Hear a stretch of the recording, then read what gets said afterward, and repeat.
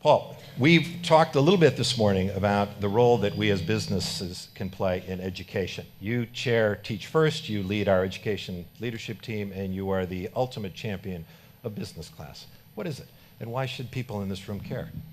Stephen, thank you. And firstly, I think the single most significant strategic issue for the UK is education. That's what will make us competitive in the long term. If you look today from a social point of view, we have 3.5 million children living in poverty. We have 1.6 million children living in homes where neither parent works. So what sort of role model, what sort of inspiration do they have? And we have 2 million children going to schools which do not meet a good or outstanding rating. That just doesn't seem right. From the point of view of business, it's absolutely clear that the UK has fallen behind significantly over the past 10 years.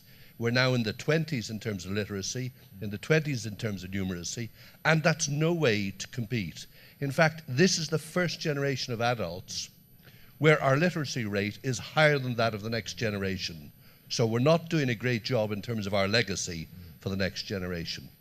So can we do something about that? I think the fantastic news is that businesses right across the UK have engaged in business class. That's a long-term strategic commitment to collaborate with schools in a systematic way, responding to their needs around leadership and governance, enterprise and employability, and curriculum support. 350 schools, over 180 companies, operating in 65 clusters across the country, making a phenomenal difference.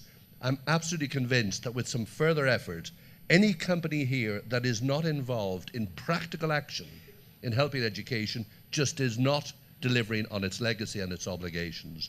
We know we're making a big difference. Not only that, a number of the companies, and I want to mention a few of them, Stephen, Lloyd's, KPMG, JLR, the fantastic Waits Group, and one or two others, are involved in more than one or two of these companies, more than one or two of these schools. In fact, Lloyd's is already double-digit in terms of schools engaged. So is KPMG.